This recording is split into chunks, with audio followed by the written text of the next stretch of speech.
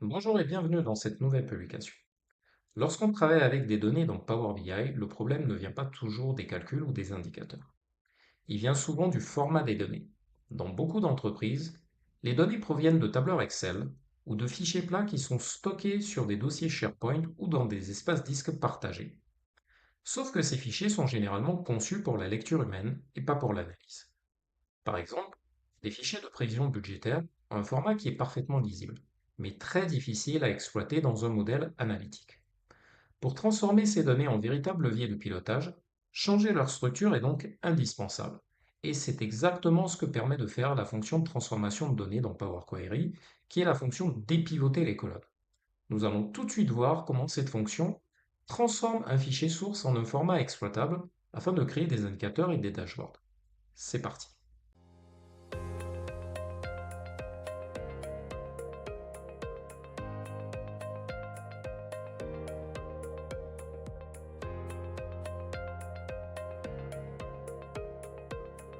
Donc là, vous voyez un tableur, hein, ça c'est un tableur Google Sheet, donc ça peut être sur Excel, hein, voilà. Google Sheet, Excel, c'est pareil. Donc c'est un tableur budgétaire, donc qui retrace une simulation budgétaire. Donc vous voyez en fait en ligne donc nos différents indicateurs, voilà, chiffre d'affaires mensuel, frais de gestion, frais d'apport d'affaires, base salariale, etc. Et en colonne, donc vous avez différentes informations. Donc là, on voit des pourcentages de charges, ça c'est pas très important. Le plus important, en fait, ce sont les périodes que vous voyez. Voilà, janvier 2026, février, mars, etc. jusqu'à décembre. Donc ça, ce sont les éléments qui sont vraiment importants en colonne. À la rigueur, le total annuel, c'est pas ce qui importe.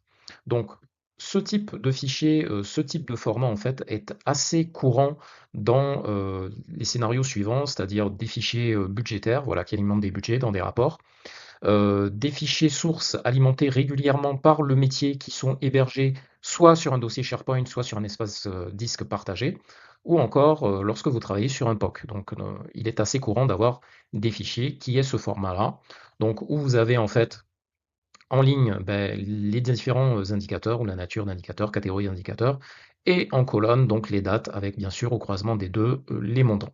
Sauf que ce type de fichier qui est très fréquemment utilisé par le métier, plutôt ce type de format très fréquemment utilisé par le métier, donc qu'on trouve dans des cas voilà, de fichiers budgétaires ou de fichiers qui sont régulièrement alimentés, eh bien, ce type de format en fait n'est pas exploitable en l'état pour de la data, pour alimenter de la data. Ce n'est pas exploitable pour un outil de data visualisation.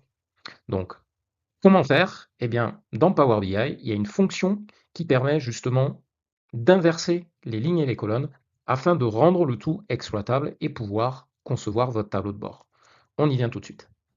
Donc là, nous sommes sur Power BI, donc plus précisément le module Power Query, où j'ai importé le fichier en question, donc le tableur que je viens de vous montrer sur Google Sheet ou Excel, donc c'est pareil.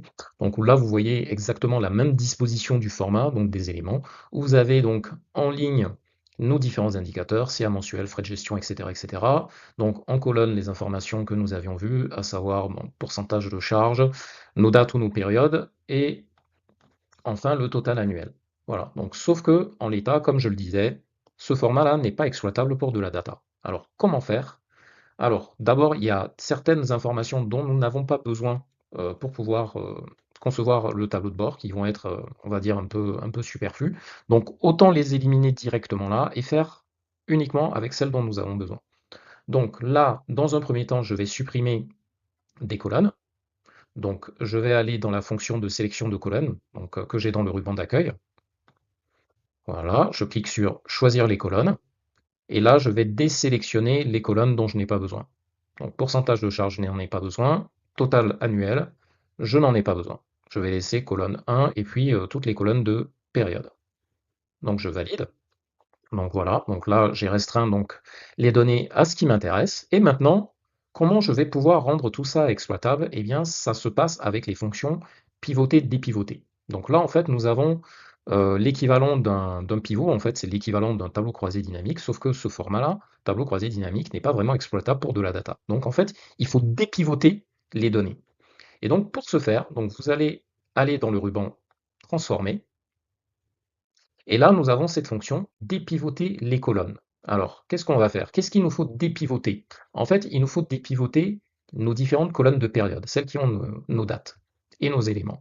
Alors, donc, ce qu'on va faire, c'est qu'on va se positionner sur la colonne 1, Et donc, on vient cliquer sur la petite flèche verticale de dépivoter les colonnes.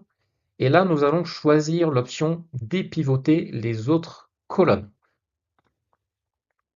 Voilà. Donc là, maintenant, j'ai mes éléments qui ont été transposés, voilà, hein, en ligne, on va dire ça comme ça. Où là, donc j'ai en colonne 1 toujours mes indicateurs, donc la différente nature des indicateurs. Cette fois-ci, j'ai une colonne attribut qui est apparue, qui contient mes dates ou mes périodes, et j'ai la colonne valeur. En fait, lorsque vous dépivotez un tableau ou des données sources, voilà le comportement, voilà la restitution.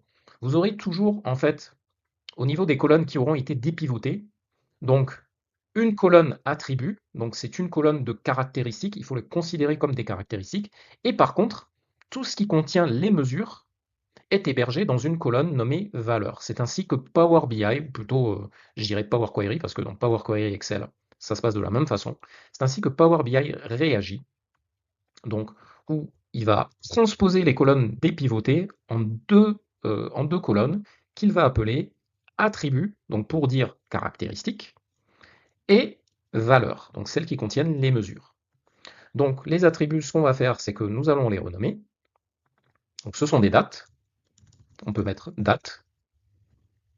Voilà, et valeur, ben, on peut le renommer aussi, hein. Je vais mettre montant. Et qu'est-ce que je peux faire d'autre? Donc nos dates, eh bien je peux changer le format cette fois-ci, parce que là c'est en format texte. Moi je veux des dates au format date, afin de rendre mes données exploitables. Donc je clique sur le petit symbole, là, l'ABC que vous avez à gauche de date, hein, dans la colonne, et je viens sélectionner le format date. Voilà. Donc là j'ai toutes mes périodes qui ont été transposées en date. Et tant qu'à faire, alors je vais retourner sur l'étape des colonnes renommées.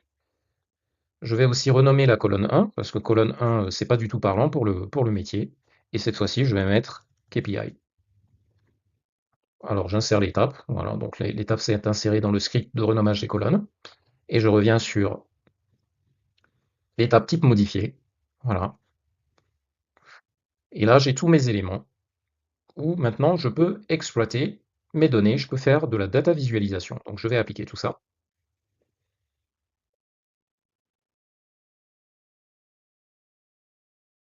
Voilà.